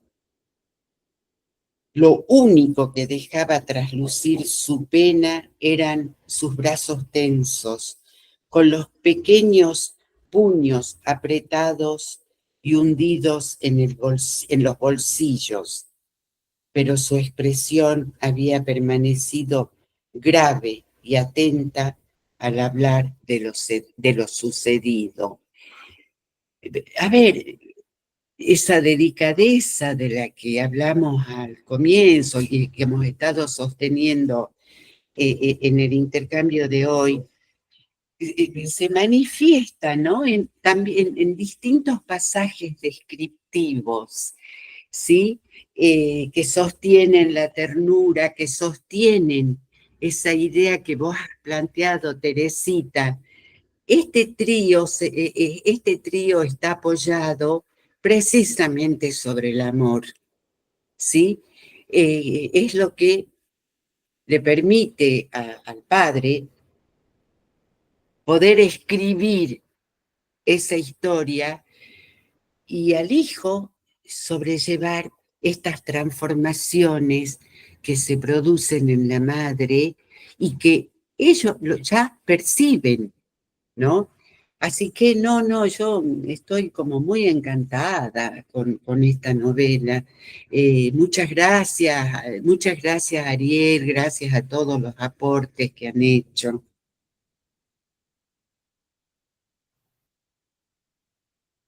Gracias a vos, Marta, por la participación. Creo también en lo que lee Marta que vemos que tampoco hay una idealización de lo amoroso, digamos, porque estos problemas que se generan, que lo va vislumbrando el padre, cuando en el fragmento que leyó Marta, que escribe el padre, o en la visión que tiene ese niño, en esa a veces inseguridad o contradicción, ¿no?, entre el afuera y lo que pasa dentro de la casa. Creo que también es interesante porque en ese sentido no cae en una especie de idealizar o de mostrar ese entorno familiar como un lugar idílico, ¿sí? Entonces, a pesar de que bueno, ellos hablan del paraíso, ¿no? Por ejemplo, cuando se van a España, a ese castillo, Sin embargo, bueno, ese paraíso es un paraíso, bueno, humano en realidad, ¿no? Con todas las flaquezas, las debilidades, los conflictos propios de la humanidad y de la vida de los seres humanos. En ese sentido también me parece muy interesante lo que hace la novela podría caer, ¿no? En una especie de, de idealización o no sé, de algo medio rosa, por así decirlo, ¿sí? Y lo evita muy, muy astutamente el novelista. ¿Alguien más quisiera contarnos lo que ha sido su experiencia de lectura?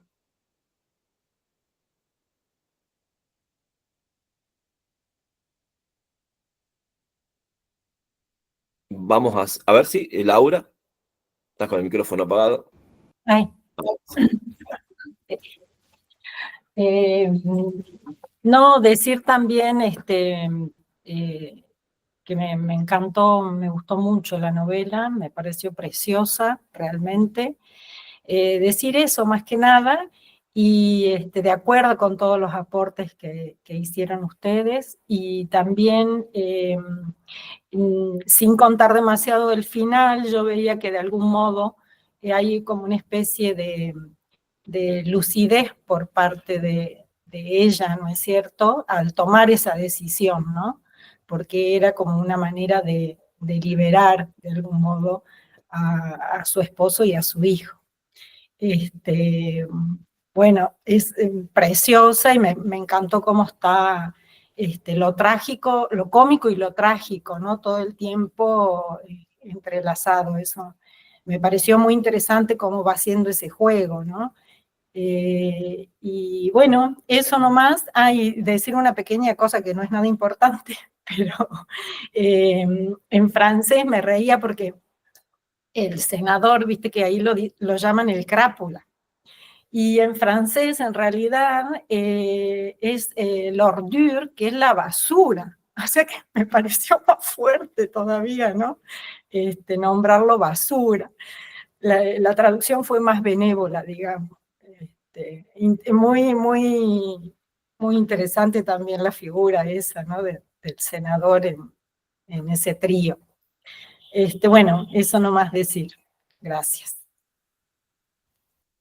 Muchas gracias, Laura. Bueno, vuelvo a insistir en esta cuestión de que es una novela que también aborda la cuestión por lo menos la duda de los ingresos, de dónde viene, ¿no? Ese estado de bienestar y de placer constante que disfruta esa familia en las relaciones entre el senador y George, ¿no? Como que, por supuesto, en la visión del niño también está lleno de vaguedad o ambigüedad, simplemente contar lo que hacen, o los viajes, los paseos, las fiestas, las salidas, pero bueno, todo eso se sostiene, la única forma de sostenerlo es económicamente, y bueno, ahí aparece ese otro costado también turbio de la historia familiar, ¿no?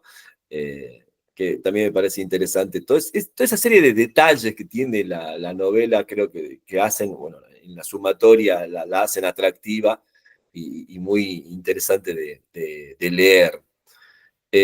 Y bueno, vos hacías un poco referencia a ese acto final, ¿no? De los protagonistas y cómo se transforma el valor de ese acto, ¿no?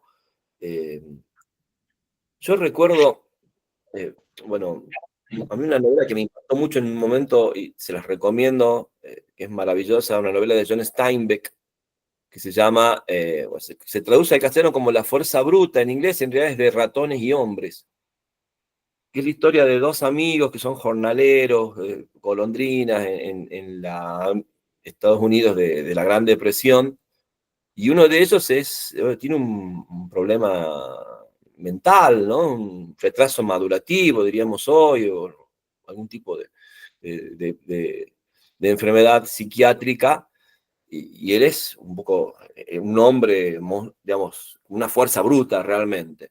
Bueno, la cosa es que este personaje se ve envuelto en una situación muy, muy compleja, y el amigo, para salvarlo, lo mata, ¿sí? Y lo asesina de una forma así muy, es totalmente paradójico, dulce, ¿sí? Le cuenta una historia del sueño que tenía este otro hombre de la fuerza bruta, para distraerlo, por así decirlo, y asesinarlo por la espalda. Y bueno, yo me acuerdo cuando lo leíamos, lo hacía leer en el secundario, pero es una novela preciosa porque es un niño chiquito en un cuerpo bestial, ¿no? Y todos los problemas que le trae esa dualidad. Y me acuerdo que una chica del secundario decía, yo no podía entender que un asesinato pueda ser también un acto de amor. No me olvido más de eso, ¿no? Y a veces la literatura genera ese tipo de contradicciones, ¿no? De sacarnos de lo convencional o de ciertas interpretaciones que son, digamos, totalmente, digamos, ¿cómo les puedo decir? Monolíticas, ¿no? Duras, ¿sí? Y hacernos pensar, ¿no? Porque ella decía, bueno, yo le decía, bueno, ¿por qué lo ves como un acto de amor? No, porque él sabe que si no lo mata a él, lo van a matar los otros de una manera mucho más cruel, ¿sí? O sea, él por lo menos lo va a matar engañándolo para que él imagine toda una escena de felicidad y ahí muere, ¿sí? En cambio, si lo atrapan los otros que lo andan buscando, lo van a torturar, le van a hacer algo espantoso, lo van a hacer sufrir, entonces, bueno, les recomiendo esa novela que es preciosa y es una novela muy breve de Steinbeck, John Steinbeck, novelista norteamericano. Bueno, y aparecía esto, y creo que en esta novela me pasó lo mismo, me acuerdo, ahora que lo dijiste, Laura, en la primera lectura, inmediatamente evoqué esa idea, ¿no? De cómo a veces la literatura transforma un acto que uno, por supuesto, puede tener una visión totalmente negativa, y sin embargo, aparece esta idea, ¿no? Del amor también en ese acto, ¿sí? Porque, por supuesto, llega un punto de la situación de esta pareja que no se puede esperar algún tipo de vuelta atrás o ni siquiera de que esto no vaya todavía increciendo hasta, digamos, situaciones peores que las que ya han atravesado, ¿no? Entonces, también eso creo yo que es interesante y bueno, también como siempre sostengo, lo que consigue la literatura, ¿no? Esos poderes que tiene la literatura de transformar nuestra visión de la vida del hombre, de las situaciones, ¿no? De las que puede atravesar una vida humana, y cómo aquello que, por supuesto, podemos ver como algo malo, como yo les decía, este joven que mata a otro, a su amigo, que es casi como un hermano, y que sin embargo lo asesina amorosamente, como les decía, ¿no? Cosa que pareciera, insisto, toda una contradicción. No sé si alguien quisiera agregar algo más. A ver, Mabel, sí, estás levantando la mano. Bueno, yo quería apuntar a la parte, digamos, que plantea de la educación. O sea, hay una crítica al sistema educativo tradicional, por supuesto, la institución escuela. Por eso la incapacidad de poder recibir o de poder aceptar niños o adolescentes, lo que sea, con una postura o imaginación que sale, o niños fuera de lo común. Por otro lado, veo como que ponen contrapeso, así sutilmente, dos posturas pedagógicas, digamos. Una sería qué rica que es la educación en ese estado de libertad, de dejar que la imaginación del niño avance, se desarrolle, pueda ser libre. Y por otro lado, o sea, lo negativo que puede ser un determinado, porque falta a ese chico el poder de adaptación, o sea, de sacarlo de la realidad de la sociedad, que es lo que se necesita también, lamentablemente, si no, no puede encajar, no puede vivir, va a tener que ser un ser que casarse, trabajar, estudiar dentro de un contexto de lo que existe, ¿no? Entonces, y me hacía así como verlo presente, así las distintas esas como teorías pedagógicas, aunque él no lo haya querido decir, es como que lo percibía en esa forma de educar a este niño. Eso sería lo que sentí también.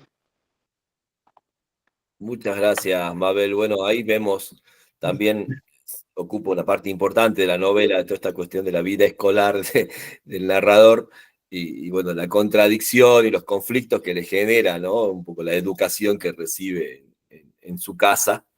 Y bueno, creo que también Teresa hizo referencia a la escena, ¿no? En el momento en que la madre va a la escuela a retirar al niño. Además, un niño que pocas veces va a la escuela, ¿no? Porque ellos se van de viaje cuando quieren, florecen los almendros y se acabaron las clases, entonces todo ese tipo de cuestiones, bueno, de una familia que rompe con todos los convencionalismos y las reglas, las normas, ¿no? Creo que también esta idea de lo normal o lo normativo aparece fuertemente presente en la novela, ¿no? Y entendemos, por supuesto, que esta idea de la locura es justamente aquello que se opone a lo que está entendido convencionalmente en la sociedad como normal, como habitual, como esperable, ¿no?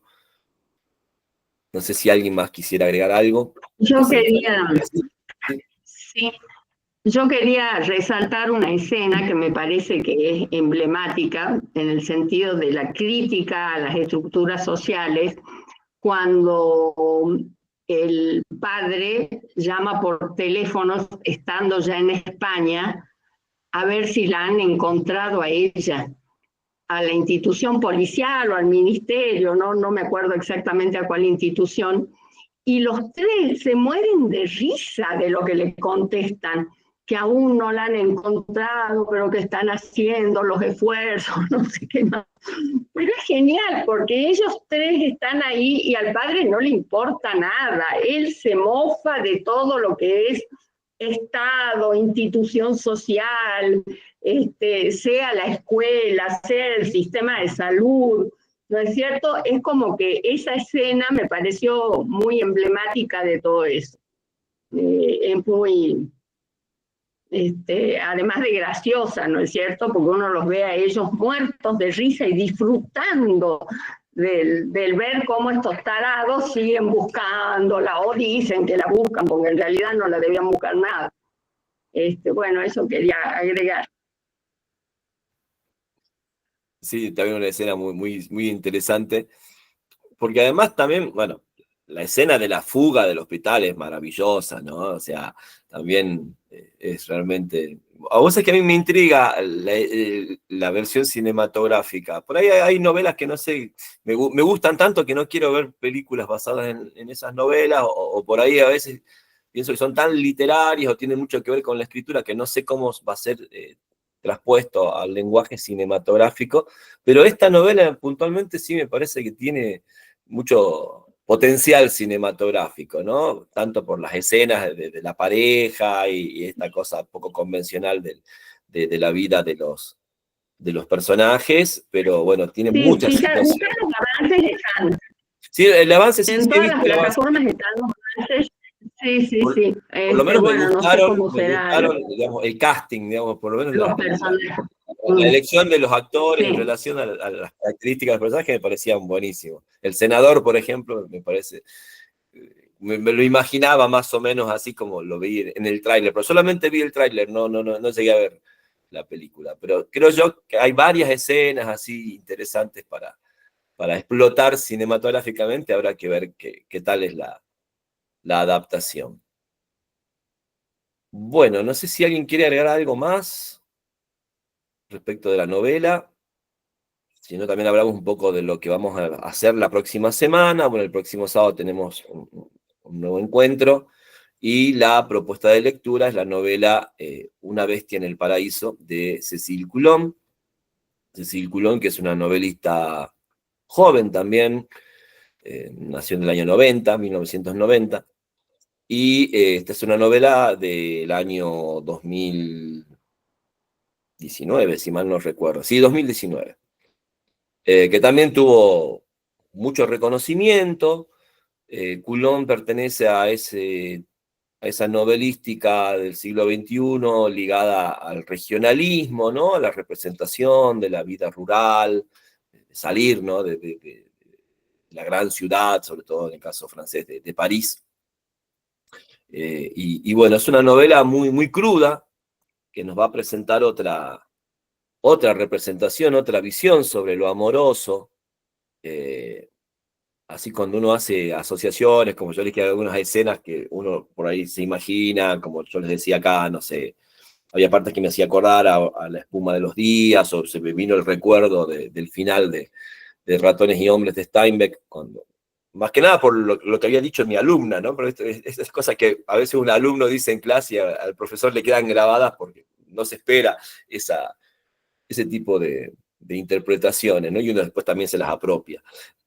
Acá hay como, no sé, como una atmósfera tipo Cumbres Borrascosas, ¿sí? Han leído la novela de Emily Bronte. Porque bueno, hay ese ambiente rural opresivo, de gente con una vida muy desafortunada, ¿no? Que le ha pasado de todo y que, bueno, por supuesto intenta sobrellevar esa dura vida rural. Hay una figura de una abuela que es tremenda. Y bueno, y en ese marco tan hostil, digamos, por así decirlo, aparece, digamos, la historia de amor, ¿sí? Aparece la relación amorosa, que a la vez también está presente de una manera muy, muy particular, porque hay una especie de triángulo amoroso también en la novela. Bueno, creo yo que es una novela muy disfrutable, pero muy distinta a lo que acabamos de leer, ¿no? Así que también como para prepararlas y anticiparles que, bueno, estamos en presencia de otro tipo de narrativa, otra estética también, con un realismo muy crudo además, ¿no? Y que llama la atención, bueno, el hecho de que es una escritura, bueno, realizada por una joven escritora y que, bueno, hay escenas de mucha crudeza y a la vez también, bueno, un poco matizadas con una especie de lirismo, sobre todo en relación por eso hablamos de regionalismo, ¿no? Esa importancia de describir el espacio rural, las costumbres, la vida que se lleva a cabo todavía, ¿no? Porque además es una novela que, que- que nos remite a cierta actualidad, ¿no? No es la ruralidad de, digamos, de épocas muy, muy lejanas. Bueno, esperando que la disfruten también a la novela y que el próximo sábado podamos continuar ya a hablar un poco sobre todo de cómo termina esta novela tan particular, o tratado de eludir para dejarlo abierto a aquellos que no habían podido terminar de leer la novela y avanzar ya con la novela de Cécile Coulon y, bueno, esta bestia en el paraíso que creo yo también que les va a impactar de buena manera, aunque por otras razones, creo yo. Bueno, sin más, entonces cerramos nuestro encuentro de hoy. Nos vemos el próximo sábado. Que tengan un hermoso fin de semana, una hermosa semana y que disfruten la lectura que viene. Que anden muy bien. Hasta Gracias el por todo. sábado. Adiós. Hasta el sábado. El sábado, cariños a todas. Chau, chau. Bueno, ¿cómo me voy? Acá está.